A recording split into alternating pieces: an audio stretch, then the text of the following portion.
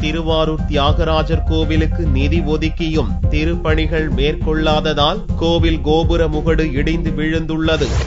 பிரசித்தி பெற்ற திருவாரூர் தியாகராஜர் கோவிலில் இங்கு ஆண்டுதோறும் நடக்கும் ஆழி தேரோட்டம் உலக புகழ் பெற்றது. இங்குள்ள தேர் 85 ஆண்டுகளுக்கு மேல் பழமையானது என்பதால் புதிய தேர் கட்ட கடந்த திமுக ஆட்சியில் 2 கோடி ரூபாய் நிதி ஒதுக்கீடு செய்யப்பட்டு தேரும் பிரிக்கப்பட்டது. மேலும் கோவிலில் கும்பாபிஷேகம் நடத்துவதற்கான திருப்பணிக்காக தனியாக 2 கோடி ரூபாய் நிதி ஒதுக்கப்பட்டது. நிதி ஒதுக்கியும் தற்போது கோவிலில் எந்த திருப்பணிகளும் நடக்கவில்லை. தேர் கட்டப்படும் பணி முடிக்கப்படாமலேயே உள்ள நிலையில் தேர் நிறுத்தப்படும் தேரடி பகுதி மதுபான கூடாரமாக மாறிவிட்டது. கோவில் திருப்பணி செய்து 13 ஆண்டுகள் ஆன நிலையில் கோவில் கோபுரங்களில் செடிகள் முளைத்து கோபுர முகடுகள் இடிந்து விழுந்து வருகிறது.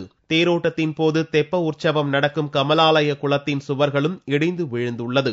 நிதி ஒதுக்கப்பட்டும் கோவிலுக்கான திருப்பணிகள் நடக்காதது பக்தர்கள் மத்தியில் வருத்தத்தை ஏற்படுத்தியுள்ளது. கோபுரங்களிலே ஏற்படுகின்ற செடிகளை களையாமல் அவர்கள் கீழே கோபுரமும் கீழே விழுந்திருக்கிறது, தெற்கு கோபுரமும் கீழே விழுகின்றன.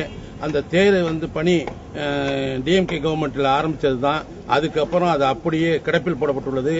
இந்த ஆரூரா தியாகேசா என்று கூறுகின்ற ஒரு இடத்திலே ஒரு பணியை கூட செய்யாமல் இருக்கின்ற பல கோடி மதிப்புள்ள இடங்களை எல்லாம் குட்டிச்சோராக்கி கொண்டிருக்கிறது. கோயில் வளாகம் எல்லாம் ஒரு பாராக நடந்து கொண்டிருக்கிறது. எப்பொழுதும் தேரடியிலே பார்த்தால் எப்பொழுதும் குடிகாரர்கள் இருந்து கூடாரமாக இருக்கிறது. மக்கள் எப்படி நாமெல்லாம் ஆன்மீகத்திலே நாட்டம் கொள்ள முடியும்? தியாகராஜருடைய மண்டபத்தில் கோபுரத்தில் மேல கலசி கீழே விழுந்துருச்சு. விழுந்தது யார் மேலே படாமல் அசலாக தடுத்துச்சு. தேர் புதிதாக செய்யறேன்னு சொல்லிட்டு பணம் சாங்ஷன் பண்ணினாலும் திரும்ப அதை எந்தவித செயல்பாடு இல்லாமல் இதுவரை அப்படியே வச்சிருக்கிறாங்க.